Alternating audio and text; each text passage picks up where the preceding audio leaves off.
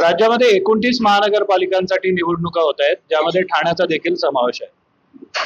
जसं पुण्यामध्ये वाडेश्वर कट्टा इथे वेगवेगळे राजकारणी जमतात आणि राजकारणाच्या निमित्तानं शहराच्या निमित्तानं शहराला नेमकं काय हवं या निमित्तानं चर्चा करत असतात. एक तसाच प्रयत्न आम्ही ठाण्यामध्ये देखील करून बघण्याचं ठरवलेलं आहे. काही आम्ही निमंत्रितांना या ठिकाणी आमंत्रित केलेलं आहे. माझ्यासोबत माझे सहकारी मिलिंद भागवत आहेत आणि आम्ही दोघं जण कोणाशी गप्पा मारणार आहोत. विलास जोशी आहेत शिवसेनेचे, त्याच्यानंतर अभिजित पानसे आहेत मनसेतर्फे आणि संदीप लेले आहेत भाजपतर्फे. भांडाभांडी आणि वादावादी हे आपल्याला सर्वसाधारणपणे चित्र राजकारणामध्ये बघायला मिळतं. मात्र ही चर्चा तशी नाहीये याचा आधीच मी डिस्क्लेमर देतो. शहर नेमकं कसं असायला पाहिजे, शहरासाठी नेमकं काय असायला पाहिजे, या गोष्टींची आपण या ठिकाणी चर्चा करण्याचा प्रयत्न करणार. आणि बट ऑफकोर्स तरी किंवा जो तडका असतो तो मिसळचा आहे. मिसळचा सगळे आस्वाद घेत आहेत. तुमच्या तिघांचंही स्वागत आहे. तुम्ही ठाण्याचे काय म्हणतात त्याला कारभारी आहात म्हणून तुमच्यापासून सुरुवात करतो. तुम्हाला जेन्युइनली काय वाटतं की ठाणा ज्या पद्धतीने बदललं विकसित झालं पण अजूनही ठाण्याला खूप साऱ्या गोष्टी हव्या, काय हवंय नेमकं ठाण्याला?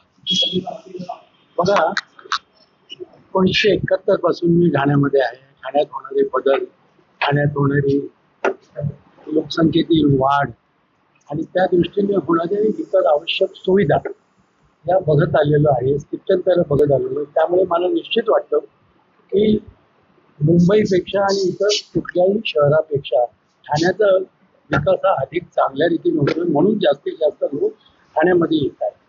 ठाण्यातील रस्ते बघा, ठाण्यातील पाण्याची सुविधा काही ठिकाणी थोडी कमी आहे, कारण विकास जास्त असल्यामुळे तिथे अधिक पाणी उपलब्ध, पिण्याचं पाणी झालं पाहिजे हे आहे. पण मुख्य म्हणजे लोकांना जाणवणारा जो भाग आहे तो धुळवंदर या परिसरामध्ये होणारी वाहतूक कोंडी. तर त्याकरता खरोखरच प्रत्येक पक्षाचा आणि मुख्यमंत्री एकनाथ शिंदे साहेब स्वतः ठाणेकर असल्यामुळे ते इतकं जातीने लक्ष घालतायत की उन्नत मार्ग आता जो होतो म्हणजे ठाणे शहराच्या बाहेरून जास्तीत जास्त वाहतूक, पर्टिक्युलरली ज्याला आपण हेवी ट्रॅफिक म्हणतो, तो वळवला जावा आणि ठाणे शहर हे ठाणे शहरातल्या नागरिकांना मोकळ्या रीतीने इथे फिरता यावं, श्वास घेता यावा अशा दृष्टीने प्रयत्न चालू आहे. पण पानसे साहेब, तुम्हाला प्रश्न आहे की ठाणा वाढलाय चांगली गोष्ट आहे, पण जे ठाण्याचं मूळ रूप आहे ते हरवल्यासारखं वाटतं का? मूळ रूप तर हरवलं आहे आणि पुढचं रूप जे ठाण्याने निर्माण केलेलं आहे ते फारसं काही आवडणार नाही. काय आहे, एक तर नियोजन शून्य डेव्हलपमेंट असं मी त्याला म्हणतो. म्हणजे आज आपण तिथे बसलेलो आहोत, हा ठाण्यातला सर्वात बऱ्यापैकी जुना भाग आहे. ढोकळे रोड मध्यवर्ती आणि जेव्हापासून ठाणे स्थानक निर्माण झालं तेव्हापासून तर जुना ठाण्यातला हा भाग. त्याच्या मागच्या इमारतीकडे तुम्ही गेला तिथे टँकरनी पाणी द्यावं. याच्यात टँकर माफिया ते पाणी बंद करणं, नगरसेवक कसे पैसे खातात त्याच्याविषयी मी फार बोललेलो आहे. हा छोटासा भ्रष्टाचार हल्ली काही वाटत नाही. मोठमोठे म्हणजे मला तुमचं एक कौतुक वाटतं की तुम्ही बरोबर मिसळ खायला आणलात आणि ही मिसळ बघून मला या दोन्ही पक्षांची आठवण होती. मला या मिसळीमध्ये 70,000 कोटींचा भ्रष्टाचार, सिंचन घोटाळा दिसतो, आदर्श घोटाळा दिसतो, मर्डरवाले आरोपी दिसतात, सगळं दिसतं. पण मिसळ तिखट झाली पण लोकांना कळत नाही पुढे उद्या त्रास होणार आहे त्याचा. या सगळ्या भानगडीत राजकारण म्हणजे माझ्यासारख्या कलाकार माणसाला अगदी जेन्युइन होतो. आता विलास जोशी आणि संदीप माझा मित्र आहे. विलास जोशी आपली ज्येष्ठ शिवसेनेत असल्यापासून यांच्या वैयक्तिक विषय मी बोलत नाही. दोन चांगली माणसं आहेत म्हणूनच मी आला. बरोबर, शिसारी येणारं राजकारण चालू आहे. बिनविरोध हे पैसे टाकून खुले आम 5-5 कोटी दिले नाही बरोबर. हे नाही महाराष्ट्राचं ठाण्याचं राजकारण. आपण संदीपजीना काय म्हणजे अभिजितने जो आरोप केला त्याच्यातल्या काही गोष्टी तर वास्तव आहेतच ना, त्या स्वीकारायला लागते. बरोबर आहे. दोन भाग आहेत त्याच्यातले. आता आपण ठाण्यात बघूया. महाराष्ट्रातल्या 29 महानगरपालिकांच्या निवडणुका सुरू आहेत. आणि आपण ठाण्यामध्ये मुल्ला डॉक्टरच्या समोर या मिसळमध्ये बसलेलो आहोत आहे. आपले विषय पहिले आपल्याला ठाण्यामध्ये स्थानिक ठेवायचे का, मग हे काय प्रवेश वगैरे जे काय यांनी आता मुद्दे मांडले त्यावर न्यायचे. कारण मी ठाण्याचा कार्यकर्ता आहे, ठाणे शहर जिल्ह्याचा मी अध्यक्ष आहे. त्यामुळे स्टेट लेवलच्या विषयावर भाष्य करणं हे माझा कार्यक्रम नाहीये. पण ठाण्यात विकास झाला का, ठाण्यात भारतीय जनता पार्टीने काय केलं, महायुतीत आम्ही होतो अनेक वर्ष, एखादा वर्ष सोडलं आम्ही युतीतच लढलो. त्यामुळे गेल्या 25 वर्षात ठाणे बदललं का, ठाण्यामध्ये काय डेव्हलप झालं हे मी सांगू शकतो. आणि ठाण्यामध्ये बदल हा झाला हे मान्य करावं लागेल. ही दुसऱ्या कुठल्या शहरांची तुलना करत नाही, पण मुंबईतून बाहेर पडल्यानंतर ठाणे हा जेव्हा आपण शहर बघतो तेव्हा नवी मुंबई ही एक ऑलरेडी नियोजित शहर आहे. ते सिडकोने हातात घेतलं, लँड ॲक्विजिशन केलं, मग तिथे प्लॅनिंग झालं आणि मग शहर उभं राहिलं. ठाणे शहर तसं नाहीये. ठाणे सिडकोने ॲक्विजिशन करून निर्माण केलेलं शहर नाही. ठाणे हे आपोआप पुढे पुढे जात निर्माण झालेलं शहर आहे. त्याच्यानंतर अगोदर एक टाउन होतं, एक छोटं शहर होतं, जिल्हा केंद्र होतं, आणि मग त्याच्यात डीपी प्लॅन येत गेले. 88 पासून, 96 पासून, 2000 पासून, तो शेवटचा आता UDCR आता आला. त्याच्यात जे बदल होत गेले त्याचे इम्प्लिमेंटेशन बाहेरच्या भागामध्ये चांगलं झालंय आणि आज शहर बाहेरच्या माणसाला चांगलं वाटतं, ही वस्तुस्थिती आहे. बरोबर आहे. हे अभिजितने सांगितलं की बाहेरचे लोक, जोशी सरही म्हणाले की बाहेरचे लोक मोठ्या संख्येने ठाण्यात येतात कारण त्यांना ठाणे आता चांगल्या पद्धतीनं वाढतंय असं वाटतं. पण त्यांनी मांडलेला जो मुद्दा होता की ठाणे शहरातल्याही काही प्रमुख भागांमध्ये पाणी येत नाही, तर ही पाणी ही तर बेसिक गोष्ट आहे ना. खरी गोष्ट आहे. पाणी काही ठिकाणी पोहोचत नाही, त्यामुळे टँकर आणावे लागतात. घोडबंदर परिसरात विशेषतः ही समस्या जास्त दिसते. त्याच्यामध्ये स्वतंत्र धरण ठाण्याला असलं पाहिजे हा विषय बरेच वर्ष सुरू आहे. आज नाही, गेले 30-40 वर्ष तो सुरू आहे. आणि ते धरण लँड ॲक्विजिशनमुळे अडकलेलं आहे. तिथले आदिवासी असतील किंवा तिथले स्थानिक गावकरी असतील. आता कालच देवेंद्र फडणवीस साहेब ठाण्यात आले होते, त्यांनी त्याच्यावर मार्ग सांगितलेला आहे. त्याच्या व्यतिरिक्त 2 छोटी धरणं आहेत, पोशी आणि याची, ती त्यांनी आता MMR, DA आणि गव्हर्नमेंट सिंचन खातं यांना एकत्र करून MMRDA खर्च करावा असे निर्देश पण दिले आहेत. आणि त्यामुळे येणाऱ्या दिवसात हा प्रश्न नक्की सुटेल असं त्यांचं म्हणणं आहे. काय माहिती ना, राजकीय चर्चेत एकमेकांवर आरोप करणं हा माझा पण जरा बाजूला ठेवला. मी ठाणेकर बोलतो. माननीय देवेंद्रजी मुख्यमंत्री आहेत. बरोबर 8 वर्षापूर्वी जेव्हा कधीतरी कोणी एकेकाळी मागच्या निवडणुका जेव्हा झाल्या, त्यांचं दिव्यातलं भाषण काढून ऐका तुम्ही. दिव्यामध्ये कचरा प्रश्न सोडवणार, अनुदानित इमारतींना पोशी देणार, ती डेव्हलपमेंट करणार, दिवा गाव दत्तक घेणार, पाण्याचा संपूर्ण प्रश्न सोडवणार. काय झालं तुम्हाला एक गोष्ट लक्षात घेतली पाहिजे. त्याच्यावर काही लोक शिवसेना सोडून भाजपात पण गेले होते, ते आता परत शिवसेनेत गेले. नाही, ते कोण इकडे गेले तिकडे गेले ते तर सोडूनच द्यावं. ते कोण कोणाचं कळत नाही. ही जी 2 नावं घेतली ती मला माहिती होती कुठल्या पक्षात आहे. अजून पटकन तू 2 कार्यकर्त्यांना तर मला असं वाटेल, 1 मिनिट, तू कुठल्या पक्षात आहेत, पहिले तू कुठल्या चिन्हावर लढतोय. साधी गोष्ट, संदीप लेल्या शाखेमध्ये जाणारा कार्यकर्ता, संदीप पहिल्यापासून कट्टर भाजपचा कार्यकर्ता, आपण बघितलंय. शाखेत जायचा, सगळं करायचं, प्रचंड काम त्याच्या पक्षासाठी त्यांनी केलं. मुख्यमंत्री साहेब आले, पण ते राष्ट्रवादीतनं आलेल्या निरंजन डावखऱ्यांकडे चहा प्यायला गेले. भाजपची अवस्था अशी, संदीप शहर जिल्हा अध्यक्ष आहे, त्याला मित्र आहे माझं, मला माहिती आहे त्याचं किती आमचं राजकीय काही अपवाद असतील. आज भाजप मधले लोक हा विचार करतात मूळ भाजप मधले की नेमकं काय आहे. बरं, आपण संदीप लेलेंनाच विचारू, ठाण्याला अजून काय हवंय म्हणून? ठाण्याला आता मेट्रो सुरू झालेली आहे, मेट्रो हवी आहे. ठाणे मुंबई कनेक्टिव्हिटी अधिक जलद व्हायला पाहिजे. ठाणे टू जे नवीन एअरपोर्ट झालंय त्याला फास्ट कनेक्टिव्हिटी पाहिजे. कारण इथून जवळजवळ एअरपोर्ट मला वाटतं 28-30 किलोमीटरच्या आसपास आहे. तेवढं त्याच्यापेक्षा थोडं कमी जास्तच आपलं सांताक्रूजचं एअरपोर्ट आहे. परंतु इथून कालच फडणवीस साहेबांनी घोषणा केली आहे की ठाणे टू जे आंतरराष्ट्रीय विमानतळ झाले पनवेलला तिथे डायरेक्ट आपण एलिव्हेटेड रोड देणार आहोत. तो लवकरात लवकर झाला पाहिजे. नियोजित आहे, वेळ जातो काम करायला, निधीचा अभाव असतो, पण परंतु त्यांनी नियोजन जसा- केलं. या दोघांनी जसा उल्लेख केला की हे सगळं होतंय हे ठीक आहे, भविष्यात होईल, पण अजूनही घोडबंदरवासी स्ट्रगल करतायत. इथे तासन तास जॅम असतो, अनेक उपाययोजना केल्या त्याच्यावर, पण काही होत नाही. अवजड वाहनांना बंदी करून बघितली. याच्यात एक कुणाला कळत नाहीये याच्यात नगरसेवकांनी केलेलं आणि काय आहे. एकनाथ शिंदे साहेब आहेत, ते फिरतात राज्यभर दिल्लीपर्यंत.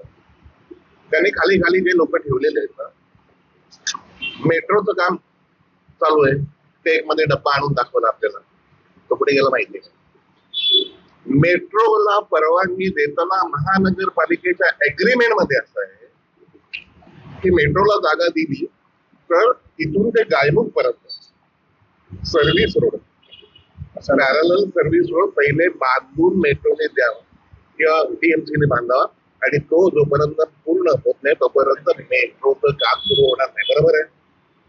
असं नाहीये त्याच्यामध्ये. बेसिक सुविधा मेट्रो लवकरात लवकर येणं हे नागरिकांच्या दृष्टीने आणि ज्याला पब्लिक ट्रान्सपोर्ट म्हणतो त्या दृष्टीने अत्यंत आवश्यक आहे. आता त्या अग्रीमेंट मध्ये काय आहे आणि अग्रीमेंट मध्ये काय नाही वाचलं ना मी. हो ना, परंतु त्यावरून महत्वाचा मुद्दा असा आहे पाटील साहेब की लोकांना लवकरात लवकर मेट्रो ही सुरू करून, आणि तिथे बघितलं असेल की काही दिवसांपूर्वी स्वतः उपमुख्यमंत्री साहेब आणि मुख्यमंत्री साहेब मेट्रोमधनं काही किलोमीटरचा तो प्रवास झाला आणि लवकरच ते मेट्रो गायमुखपर्यंत आता सुरू होईल. ती एकदा सुरू झाली ना की रस्त्यावरचा जो ट्रॅफिक आहे कारचा किंवा रिक्षांचा हा कमी होणार आहे. मुंबईमध्ये तुम्ही बघता की तिथे सुद्धा मेट्रो किती उपयुक्त ठरलेली आहे. अंधेरी आणि या भागात लोक घाटकोपरला उतरले की सरळ तिथे जातात, असंच ठाण्याला होणार आहे. आणि सर्वात महत्वाची माझी विनंती आहे की TMTच्या बाबतीमध्ये मी तिथे सभापती असल्यामुळे मला कल्पना आहे की जास्तीत जास्त इलेक्ट्रिक बसेस आल्या पाहिजेत, आणि त्याचबरोबर डबल डेकर बस जशा मुंबईमध्ये पण धावतात ना तशा ठाण्यामध्ये पण प्रशासनाने जर सुविधा दिली तर लोकांना त्याचा खरोखरच फार चांगला उपयोग आहे. ठाणे महानगरपालिका ही एकमेव महानगरपालिका आहे महाराष्ट्रामध्ये की जी एकनाथ शिंदे साहेबांनी त्यावेळेला सुचवलं, आम्ही विनंती केली आणि त्यांनी त्वरित मान्य दिली. 60 वर्षावरील स्त्री पुरुषांना विनामूल्य प्रवासाची सुविधा देणारी TMT ही पहिली सुविधा देणारी आहे. किती लोकांना सुविधा आहे म्हणून तर लोक येतात ना ठाण्यामध्ये. बरं, या सगळ्या विकासाच्या गप्पा सुरू असताना राजकारणाकडे बघण्याचा लोकांचा दृष्टिकोन याच्यावर देखील चर्चा होणं गरजेचं आहे. आता याची 2 कारणं आहेत. एक म्हणजे गेल्या काही दिवसात फोडाफोडीचं राजकारण, पळवापळवीचं राजकारण जो तुम्ही उल्लेख केला, त्याच्यानंतर झालेल्या युत्या आघाड्या राज्यामध्ये, ठाकरे बंधूंची युती असेल किंवा वेगवेगळ्या युती असतील, काही ठिकाणी मित्र असतात, काही ठिकाणी एकमेकांच्या विरोधात काढतात. लोकांच्या दृष्टीनं या सगळ्या गोष्टी बघत असताना हे राजकारण काय चाललंय आणि आम्ही नेमकं कोणाकडे बघतोय, आमचा उमेदवार कोण, आम्ही कोणाकडे बघून मतं द्यायची, असा प्रश्न पडणं स्वाभाविक आहे. हे असं किती काळ चालणार, हा तुम्हाला तिघांना प्रश्न आहे. एक विषय काय आहे, फोडाफोडी म्हणण्यापेक्षा आता समजा हा माणूस आहे, हा उठून बीजेपीत आला तर तो उठून आला ना, फोडला म्हणजे काय त्याला घरून उचलला, गाडीत कोंबला, आणला, जबरदस्ती प्रवेश केला, ते बिनविरोध करतात. असं नाहीये ना. ते बिनविरोध करतात. तर त्याच्यामुळे माणसाची मतं बदलतात. कोणी कदाचित स्वार्थासाठी येत असेल, हे नाही ना म्हणत. आता आम्ही नाही येतो, आम्ही पहिल्यापासून इथेच होतो, आम्हाला वेळेवर आम्ही तो त्याला बघत बसलोय. पण काही लोक तिथली राजकीय स्थिती असते, तिथल्या राजकीय कारण असतात, त्यामुळे ते येतात. आता कालच एक दुकानात चांगले कार्यकर्ते टाकत आले, त्यांचं म्हणणे आमच्यावर अन्याय झाला एवढे वर्ष. आता ज्याला काहीच मिळत नाही तो पण कधीतरी कुठेतरी वाट शोधतो. हे ह्या प्रक्रिया घडतात, त्याच्यात घेणाऱ्याची प्रत्येक वेळी चूक नाही. शेवटी हे राजकारण आहे. एक लक्षात ठेवा, राजकारण म्हणजे काय अशी गोष्ट नाहीये की तिथे आध्यात्मिक करण करायचं का काही प्रवचन द्यायचे. ते ठिकाणच तसं आहे, तिथे तुम्हाला युद्धच करायचं, पूर्व प्रत्यक्ष युद्ध व्हायची, गनिमी कामे व्हायचे, अजून काय काय गोष्टी व्हायच्या. आता ते लोकशाही मार्गाने आपल्याला करावं लागतं. त्यामुळे तुम्ही एकदम त्याच्यावर जे अटॅक करता हे चुकीचं आहे, प्रवेश वगैरे, ते काय मला अभिरीतला बरंच काही काही सुचायला लागले. मी ना संदीपजी असतील, विलास जोशी आता चाललेलं, आता तो ते बोलू शकत नाही ऑन स्क्रीन, तर तुमच्या समोर बोलू शकत नाही. असं इथे हात ठेवला ना संदीप लेले सारख्या माणसाने, तर त्यांना पसंत नाही ते भाजपत चालले. विलास जोशींनी हात ठेवा इथे आणि सांगावं खरी शिवसेना कोणाची, मनातलं उत्तर ते जाहीर देऊ शकत नाही. शिवसेना बाळासाहेबांची अनेक जणच म्हणतात. शिंदे साहेब पण म्हणतात की शिवसेना बाळासाहेबांची स्वप्न आणि त्यांच्या आदेशानुसारच आम्ही काम करतो. बाळासाहेबांची शिवसेना ही त्याच्यानंतर कोणाची आहे हे मला माझं म्हणणंच नाहीये काही. ते राजकारण ते चिन्ह काय ते फॉर दॅट मॅटर राष्ट्रवादी कोणाची असं इथे हात ठेवून म्हणावं कोणाची आहे. हे पण लोकांना वाटतं ना, लोक आपण हे काय राजकारण बघतोय, हा काय चिखल झालं. काय काय सांगतो मी तुम्हाला? नाही खरंच उद्विग्न करणार आणि मी मगाशी वापरला तो शब्द शिसार येणार. मला तर असं बघून माझ्यासारखं काय, आता मी काय हार्डकोर मी पॉलिटिशियन नाहीये, मला वयाच्या या वयात कळलं मला त्रास होतो. आता 2 पक्ष बदले, ते सत्ताधारी त्यांना विकासाबद्दलच बोलावं लागेल. ठाण्यात काय आहे रे, ठाणेकर असतं ट्रॅफिक, अर्ध आयुष्य आपलं ट्रॅफिक मध्ये संपतं. बेसिक पाण्याकरता टँकर यावं लागतं. घोडबंदरला मोठमोठ्या इमारत चुथळा करून ठेवलाय. सगळी झाडांची कत्तल केली. AQI एअर क्वालिटी इंडेक्स, पर्यावरण कशाची खातात हे लोकांना माहितीये का? या लोकांना आज तुम्हाला लक्षात येत नाही. 0 ते 50 म्हणजे उत्तम हवा, 50 ते 100 म्हणजे त्यातल्या त्यात श्वसनाची चांगली हवा, 150 पर्यंत चला जरा धोकादायक हवा तरी आपण घेतोय. तुम्ही 150 या सगळ्यांना एकत्र का नाही आणत? म्हणजे जबाबदारी सगळं करतो मी. 150 वर ठाण्याचा AQI आहे 247 ते 300. याच्याविषयी कोण काही करणार आहे का? मग येणाऱ्या मुलांना, पोटातल्या मुलांना, येणाऱ्या लहान लहान मुलांना श्वसनाचे गंभीर आजार होणार. नियोजन शून्य करणार. कुठलं काय ते आता बोलायला ना 100 विषय. यांचं काय आम्ही काहीतरी करून दाखवू. अभिजितने सांगितल्यामुळे जोशी सर, मी ना ठाणेकर म्हणून आता मला काही गोष्टी मला सांगायच्या किंवा तुम्हाला विचारायच्या. वाहतुकीची समस्या आहे का? तर ती आहे, आणि ती असं आहे की ती माझ्या दृष्टीने अनएंडिंग अशा करता आहे. असं 100% वाहतूक मुक्त किंवा कोंडी मुक्त असं शक्य नाही, आणि ते कुठल्याच शहरात शक्य नाही. पण एकच मिनिट सांगतो. गेल्या 3 वर्षात या ठाण्यात 6 लाख रिक्षा वाढल्या. वाहनं म्हणजे एखाद्या कुठलाही निर्बंध नाही. ठाण्याचं तुम्ही मुंबईचं जे झालं ते ठाण्याचं होऊन पार झालंय. पण ठाण्यात बाहेर येणारे लोंढे ते कोण रिक्षा चालतात? तुम्ही आता मी हात जोडून विनंती करतो, इलेक्शन झाल्या उपमुख्यमंत्री एकनाथ शिंदे यांना माझी विनंती आहे, तुम्ही अधिकृत आणि अनधिकृत रिक्षांचं ना एक पोलीस स्टेशन बसवा आणि करा. संघटना विरहित करा. मी उभं राहील. मला ठाणेकरांकरता किंवा ठाण्याकरता माझ्याकरता पक्ष पाहिला येत नाही.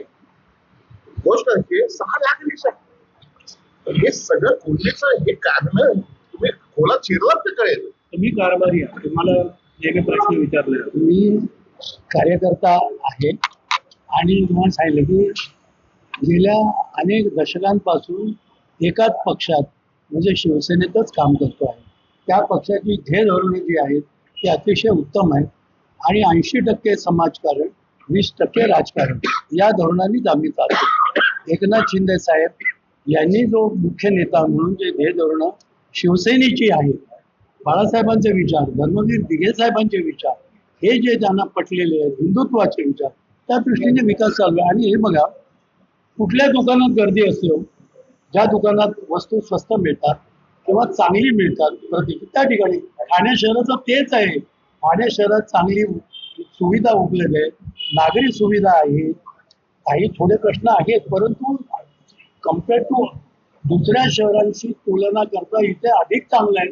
म्हणून ठाण्यामध्ये लोक येतात आणि या ठाणेकरांना अधिकाधिक चांगली सुविधा देण्याचा प्रयत्न युती करणार आहे. काय लिहिले साहेब, बरोबर ना?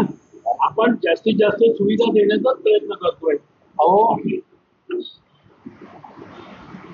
मी अभिमानाने सांगू शकतो की धर्मवीर दिघे साहेबांची जी गणेश दर्शन स्पर्धा होती त्या स्पर्धेमधले एक परीक्षक म्हणून जसं आम्ही त्यांच्या बरोबर असायचो कार्यकर्ते, त्यावेळेला स्वतः पानसरे साहेब पण असायचे. शेवटचा 2000चा जो कार्यक्रम झाला गणेश दर्शन सोहळ्याचा, ती दिंडी वगैरे जी निघाली त्यामध्ये स्वतः पानसरे साहेब. त्यामुळे हे सगळे जे ठाणे आहे ना, हे अनेक पक्षांचे कार्यकर्ते नेते असले ना तरी सगळे एकमेकांना धरून आहेत कुठल्या विचाराने की हे आपलं ठाणं आहे आणि या शहराचा विकास झाला पाहिजे चांगल्या रीतीने. म्हणून एक माझ्याकडनं शेवटचा प्रश्न, मग मी मिलिंद भागवतांना सूत्र सोपेल. जसं अभिजित पानसे यांनी सांगितलं की छातीवर हात ठेवून सांगा, हृदयावर हात ठेवून सांगा की आज ठाणे छान आहे का? मी हृदयावर हात ठेवून सांगतो की जे ठाणं मी पूर्वी बघितलेलं होतं 71 साली आणि आता 2026 मध्ये जे ठाणं आहे ते खूप सुंदर आहे. अधिक सुंदर झालं पाहिजे, परंतु हे सुंदरच आहे, याच्यामध्ये काहीही वाद नाही. आणि पूर्वी ज्या सुविधा होत्या त्यापेक्षा अधिक सुविधा, इस्पितळा म्हणा, शाळा म्हणा, कॉलेजेस म्हणा, तर किती आपल्या गाण्यामध्ये मिळतंय ना. रुग्णालय तर किती आहेत चांगली चांगली, लोकांना पाहिजे ते सुविधा मिळतात. तिथे रिक्षा हे म्हणाले 2 लाख झाल्या 3 लाख झाल्या, कबूल आहे. त्याच्यामध्ये अनधिकृत काय असतील त्याच्यावर कारवाई करून त्याच्यावरती ऍक्शन घ्या, कबूल आहे. पण अशी स्थिती असते की ठाणे स्टेशनवर उतरल्यानंतर अर्धा किलोमीटरच्या रांगा असतात, रिक्षा मिळत नाही. रिक्षा मिळत म्हणजे गरज आहे म्हणूनच रिक्षा आहे ना साहेब. उगाच कशा रिक्षा नुसत्या कदाचित राहतील का? लेले साहेब तुम्ही संदीपचं मत कदाचित वेगळं असू शकतं, कारण कोळीवाड्यापासून इथपर्यंतचा त्याचा प्रवास मोठा आणि मोठा अनुभव आहे. नाही, कसं आहे, ठाण्यामध्ये माझी एक पहिल्यापासून एक मागणी आहे. ठाणा नक्कीच चांगलं शहर आहे आणि मी तुम्ही म्हणता असं हृदयावर हात ठेवून पण म्हणतो. आमच्याकडे एक संकल्पना होती, मी विद्यार्थी संघटनेत काम करायचो, अवेलेबल बेस्ट. म्हणजे best of best, good better best आणि अवेलेबल बेस्ट. आता अवेलेबल बेस्टचा विचार जर केला तर नक्कीच Thane is available best in MMR and Thane Maharashtra. कारण तुम्ही उत्तम आणि चांगलं याला मर्यादा नसते, ते करतच जायचं असतं, पुढे पुढे जातच राहायला लागतं. अमेरिका ही आता सगळ्यात आपल्या जे काय तथाकथित विकासाची मॉडेल आहेत आलेली पाश्चात्य संस्कृतीतून, आपणही ते फॉलो करते, सत्य आहे. कारण शहरीकरण हे त्यांनीच आणलेला एक पॅटर्न आहे. पण त्याच्या मार्गावर जाताना आपण विकासाचा दर मोजतो. विकासाचा दर म्हणजे काय, किती रस्ते किती वेळात होतात, किती ब्रिज किती वेळात होतात. त्या दृष्टीने आपण आपला स्पीड त्याच्या तुलनेत कमी आहे, परंतु आज आपण युती सरकारच्या काळात चांगल्या गतीने विकास करतोय आणि ठाणा हे उपलब्धामध्ये उत्तम शहर आहे असं माझं प्रामाणिक मत आहे. दुसरा विषय राहतो छोट्या समस्या. आपण मोठमोठ्या गोष्टी बोलतो, पण मी कायम बारीक गोष्टींवर बोलतो. लोक मेट्रो, बुलेट ट्रेन वगैरे या सुविधा घेण्याच्या अगोदर तिथपर्यंत पोहोचण्याच्या सुविधांवर जास्त त्यांचा भर असतो. तिथे नीट पोहोचला तर ते त्यात बसाल. हा मुद्दा खरा आहे आणि मी अगदी सत्ताधारी पक्षाचा असेल तरी मी ते बोलेन, त्यात मला काही वावगं वाटत नाही. माझी टार्गेट ही आहे, सुदैवाने मी आता महापालिकेत नाहीये किंवा महापौर झालो नाही कधी किंवा सभापती पण झालो नाहीये आणि होईल असं काय माझी दिसत नाही मला चित्र. परंतु परंतु परंतु मिसळीच्या बरोबर एक वास्तव सांगितलं. म्हणजे आता मी पुढे जाऊ शकतो, मी आता खाली उठे येऊ. गडकरी साहेबांनी का फडणवीस साहेबांनी एक मला हे तर करू दे. ऐकून घ्या, मी त्याच्यावर सांगतो की फडणवीस साहेब म्हणालेले की ज्या माणसाने पाप केलेलं असतो तो नगरसेवक होतो तो काल फडणवीस आणि साहेब ज्याने अधिक पाप केलेलं असतो तो महापौर होतो. हे ते बोललेलं खरं असेल आणि विरोधात असेल तर दोन्ही माझ्याकरता लागू आहे. मी त्याच्या पुढचं होईल कदाचित, त्यामुळे तो विषय आपण बाजूला ठेवू. पण मी एक कार्यकर्ता आणि एक सेन्सिटिव्ह नागरिक म्हणून मी हा विषय कायम उचलून धरलेला धरणार आहे की फुटपाथ हा जो विषय आहे हा नागरिकाला चालण्यायोग्य असला पाहिजे. आज आपण हिरानंद आणि मेडोज इस्टेटमध्ये गेलो तर माणूस फुटपाथ वरून चालू शकतो. फुटपाथ उपलब्ध, लोकांना वाईट सवय आहेत खाल्ला चालायच्या. पण जुन्या ठाण्यामध्ये कोणत्याही परिस्थितीत कोपरी, नौपाडा, उचलसर, राबोडी, वृंदावन, श्रीरंग, पोपट, चंदनवाडी, पाचपाखाडी इथे सगळ्या ठिकाणचे फुटपाथ हे सर्वच्या सर्व अतिक्रमण दूर करून ते एका ठिकाणून 1-1.5-2 किलोमीटर म्हाताऱ्या बाईला, लहान मुलात शाळेला सोडणाऱ्या बाईला, सामान्यातल्या सामान्य नागरिकाला चालत जाता आला पाहिजे. हे माझ्या जीवनाचं उद्दिष्ट आहे. मी ते नगरसेवक हो न हो, मी अध्यक्ष म्हणून काम ते पूर्ण करणार आहे. हे भाजपचं मी तुम्हाला वचन देतो. सांगतो ना की सगळ्यात जास्त लोकवस्तीने दाट वस्ती असलेला आपला वागळे इस्टेट सारखा परिसर, तिथे किसन नगर 1, किसन नगर 2, किसन नगर 3, मोखरणचा काही भाग, ते दाट वस्ती तिथे आपण सर्वात मोठी योजना जी मुख्यमंत्री आदरणीय मुख्य नेते एकनाथजी शिंदे साहेब जे तिथे राहिलेले आहेत, चाळीत राहिलेले आहेत, त्यांनी हे बघितलेलं आहे दुःख गरिबांची, आणि म्हणून तिथे काय करतोय क्लस्टर डेव्हलपमेंट. आता तिथे काही इमारती तयार झाल्या आहेत क्लस्टरच्या, आणि तिथे एकदा लोक राहायला गेले ना, लोकांचा क्लस्टरवरती एकदा विश्वास आला की अरे आपण चांगल्या घरात राहायला गेलोय, तिथे मोकळी हवा आहे, तिथे घरात पाणी उपलब्ध आहे, वरती 4-4, 5-5 जिने चढावे लागत नाही, लिफ्ट आहे.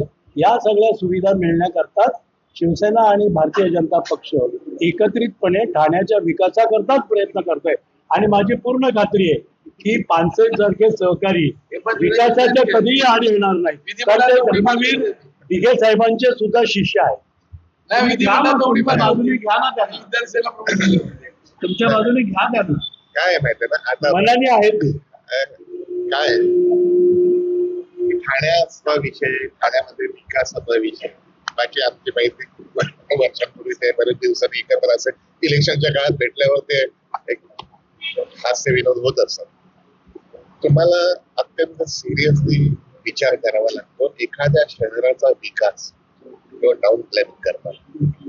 तो विकास 25 वर्ष डोळ्यासमोर ठेवून करावा लागतो. त्याचं एक नियोजन असतं. आता दुर्दैवाने कॉन्ट्रॅक्टरसाठी रस्त्यासाठी कॉन्ट्रॅक्टर याच्यामधनं हा सगळा प्रवास आहे ना, तुम्ही छोट्या छोट्या गोष्टी अन्न पाणी निवारा वगैरे आपण शिकलोय. इथे अन्न खातात, पाण्याचा प्रश्न सुटत नाही, सुटत नाही. आरोग्याच्या प्रश्नात तुम्ही हॉस्पिटल किती केले नाही, हॉस्पिटल एकही असू नये अशी परिस्थिती निर्माण करणं हे ध्येय असावं. आज ठाण्याच्या हवा पर्यावरण गंगूबाई विनामूल्य ऐका शिवाजी हॉस्पिटल किती आधुनिक केलेलं आहे. आता आपलं सिव्हिल हॉस्पिटल बघा तुम्ही, तिथे MRI वगैरे सगळ्या सुविधा उपलब्ध होत आहेत. हे आपल्या ठाण्यात झालं. दिव्यामध्ये पाऊल ठेवा, एक आरोग्य केंद्र नाही, आरोग्य 5 एक मिनिट. तिसरी गोष्ट शिक्षण. आपला दवाखाना वगैरे सर्व सुविधा आहेत, कमी आहेत असं मला. सुविधा वाढल्या पाहिजेत असं मला. मला सांगा, ठाण्यात नाही असं नका म्हणू तुम्ही. एक कॉलेज काढलं तुम्ही, एक मेडिकल कॉलेज काढलं, एक शिक्षण संकुल काढलं. ठाण्याचं मुंबई विद्यापीठाचं उपकेंद्र इथे ठाण्यात आहे, त्याचं काही केलं. तिसरा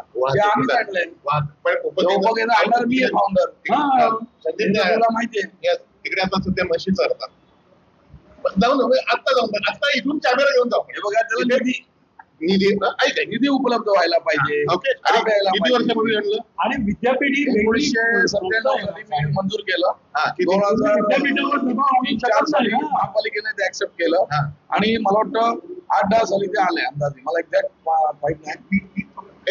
2008 साली 10 साली आलं. आज 2026 मध्ये होतं. 16 वर्ष तिकडे म्हशी चालतात. उपकेंद्र म्हणून ते आलं, उपकेंद्र म्हणून आलं. ऐका ना, त्याला कॉन्ट्रॅक्ट करून आपण तिथे अजून एकदा ट्रॅफिक योजना कागदावर ठेवून चालत नाही तो. म्हणजे योजना आहे ते त्यांनी agree केलं. आपण निवडणुकीच्या पार्श्वभूमीवर बसलोय. आपण जनरल काय समीक्षक आणि अभ्यासक म्हणून चर्चेला बसलो नाही, हे वस्तुस्थिती आहे. निवडणुकीची पार्श्वभूमी, अभिजित माझा जुना सहकारी मनसे आपल्या याच्या युवा सेनेपासून चराईत राहायचं तेव्हापासून, जोशी काकांचं आमचे आदरणीय आहेत. आता मी याच्यात काय म्हणतो या अभिजितला की सगळं ठीक आहे, अख्खा सफेद कुर्ता घातला ना की त्याच्यावर 2-3 डाग दाखवणं सोपं असतं. तुम्ही तो कुर्ता घालून अख्खा सफेद ठेवून दाखवायला पाहिजे. लोक बेटर ऑप्शन शोधत असतात. मी काय म्हणतो, अवेलेबल बेस्ट. आम्ही बेस्ट आहोत हे आम्ही म्हणत नाहीये, पण जनता अवेलेबल बेस्ट बघते. अगदी मी पुढे जाऊन बोलतो, आमच्यावर येईल असं. काँग्रेसच्या काळात जोपर्यंत विरोधी पक्ष पुढे आला नव्हता, सक्षम वाटत नव्हता, तेव्हा चरित्रवान वाजपेयी सारखे, दीनदयाळ उपाध्याय सारखे नेते असून सुद्धा पूर्ण बहुमताकडे वाटचाल झाली नाही, कारण बेटर ऑप्शन वाटत नव्हता. वाजपेयी आल्यावर एकदा सत्ता आली. त्याच्या आधी इंदिरा गांधी, राजीव गांधी मध्ये काँग्रेसची सत्ता, कारण त्यांना वाटत होतं की विरोधी पक्ष सक्षम आहे का. आता विरोधी पक्ष सक्षम आहे, तो देशाची सेवा, राज्याची सेवा, नगराची सेवा करण्यास पात्र आहे. त्याच्यासोबत जे राजकीय स्थानिक पक्ष आहेत ते देखील सक्षम पद्धतीने काम करतात आणि विकासाची गंगा दिल्ली पासून गल्ली पण वाहिली पाहिजे या दृष्टिकोनाने लोक मतदान करत आहेत. त्यामुळे तुम्ही त्याला बेटर ऑप्शन देत आला पाहिजे, आयदर उमेदवारांच्या माध्यमातून किंवा तुमच्या धोरणांच्या माध्यमातून. तुम्ही हे सगळं कसं सोडवणार, त्याच्यावर उत्तर द्यायला लागतील. शेवटचा एक मिनिट राष्ट्रीय पक्ष आणि राज्यस्तरीय पक्ष दोघं एकत्र येऊन महाराष्ट्राचाच विकास म्हणजे 29 महानगरपालिका म्हणतायत म्हणून सांगतो, या महानगरपालिकांच्या माध्यमातून खऱ्या अर्थाने महाराष्ट्राचा सर्वांगीण विकास होईल याच्यामध्ये कुठलाही शंका लोकांच्या मनात नाही. आणि म्हणूनच ठाण्यामध्ये तर महायुतीचा प्रचंड विजय होणार आहे. काय वेळे साहेब एक नागरिक मला असं वाटतं की जवळपास 100च्या पेक्षा अधिक जागा भाजप शिवसेनेच्या एक क्लोजिंग कमेंट बरं, आपण आता घेऊया कारण ते ठाणेकर आहे. हा, तर आकड्यांवर अगदी आलंय, त्याच्यामुळे एक अगदी ते म्हणतात 100 पेक्षा जास्त जागा. 100 पेक्षा जास्त दिवसच नाही. बरं, म्हणजे तुमच्या आघाडीला किती मिळतील? आज सुज्ञ ठाणेकरांनी नीट विचार केला आणि हे शिसारी येणारं राजकारण ज्यांनी केलं त्यांना घरी बसवलं ठरवलं तर एक चमत्कार ठाणे महानगरपालिकेत दिसू शकतो. बर, मी शेवटी असं म्हणेन की एक ठाणेकर म्हणून, पत्रकार तर मी आहेच, पण ठाणेकर म्हणून मला असं वाटतं की अभिजितने ज्याचा उल्लेख केला, जोशी सरांनी ते त्यांच्या पद्धतीने मान्य केलं, वेगळ्या पद्धतीने, की समस्या अजिबातच नाही आहेत का, तर असं नाहीये. काही समस्या आहेत, पण पहिल्यापेक्षा थोडी बरी स्थिती आहे, मागच्यापेक्षा थोडी चांगली स्थिती आहे. पण तरी सुद्धा आणखीन खूप गोष्टी व्हायला हवे. वाहतुकीची कोंडी आहे ती आणखीन थोडी सुटायला हवे. बागा शहरामध्ये आणखीन त्या चांगल्या मेंटेन राहिल्या पाहिजेत. संदीपजींनी जसं सांगितलं तसं अवेलेबल पदपथ जे आहेत म्हणजे फुटपाथ जे आहेत ते आणखीन म्हणजे आता मोकळे नाही आहेत का, तर काही ठिकाणी मोकळे आहेत, पण लोकांनाही सवय नाहीये. त्यामुळे लोकांची जबाबदारी आहे, जसं प्रशासनाची जबाबदारी आहे फुटपाथ मोकळे करणं.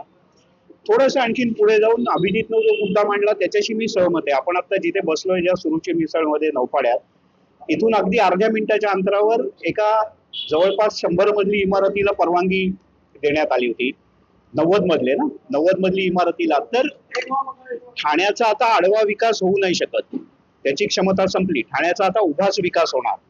फक्त तो उभा विकास होताना असलेल्या पायाभूत सोयी सुविधा आणि येणारे नागरिक यांची अडचण करून किंवा भविष्यातली अडचण करून तर आपण या सगळ्या परवानग्या देत नाही ना, किंवा विकास करत नाही ना, हे प्रशासनानंही लक्षात ठेवलं पाहिजे, सत्ताधाऱ्यांनी लक्षात ठेवलं पाहिजे.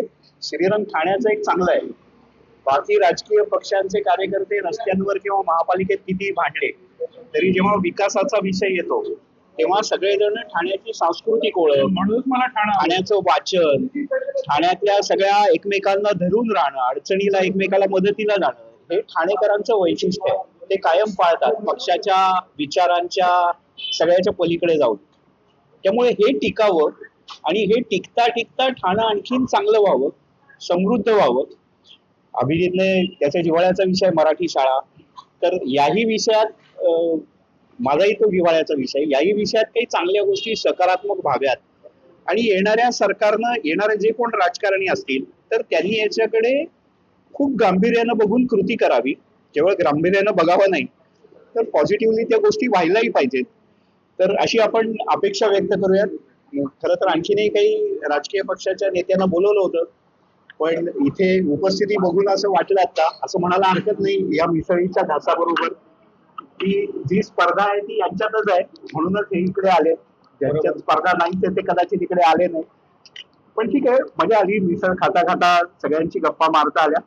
आपण सगळ्यांनाही हा कार्यक्रम निश्चित आवडला असेल, तेव्हा आता इथेच थांबूयात. साहेब, आपण जे म्हणाला की ठाण्याची सांस्कृतिक ओळख ही वेगळी आणि ही धर्मवीर दिघे साहेबांनी ही जपलेली होती आणि तेच आताही सर्व पक्ष जे आहेत युतीमधले वगैरे त्या सांस्कृतिक ओळख जी ठाण्याची आहे ते जपण्याचा प्रयत्न करतात. तुम्हाला कदाचित कल्पना असेल की प्रकाश परंपे जेव्हा खासदार म्हणून निवडून आले त्यांच्या विरुद्ध वसंत डावकरे साहेब उभे होते. दुसऱ्या दिवशी जेव्हा विजय झाला त्याला पहिला हार घेऊन वसंत डावकरे साहेब प्रकाश परंपेच्या घरी आले होते, त्याला गळ्यात घाला. ही ठाण्याची ओळख आहे. संस्कृती जपणारे राजकारण हा एक भाग आहे. संदीप लेले तसेच आहे. ते ठाणेकर आहे. तेव्हा आमचं तर काय शिवसेनेचं काय म्हणतात ना, रोमात शिवसेना दिलेली आहे. त्यामुळे आम्ही फक्त 80% समाजकारणच करतो आणि 20% राजकारण करताना सुद्धा सगळ्यांना बरोबर घेऊन ठाण्याचा विकास कसा होईल हे एकनाथ शिंदे साहेब सांगतील त्याप्रमाणे आम्ही करतो. आता तरी मिसळ पण जवळपास संपलेली आहे. या गप्पांमध्ये आपण थांबूयात. आणि ठाण्यातल्या आणखी काही मुद्द्यांचं पुन्हा भेटूया. तुम्हालाही काय वाटतं, याच्यापेक्षा काही वेगळे मुद्दे तुम्हाला वाटतात का, हे आम्हाला जरूर कळवा. धन्यवाद.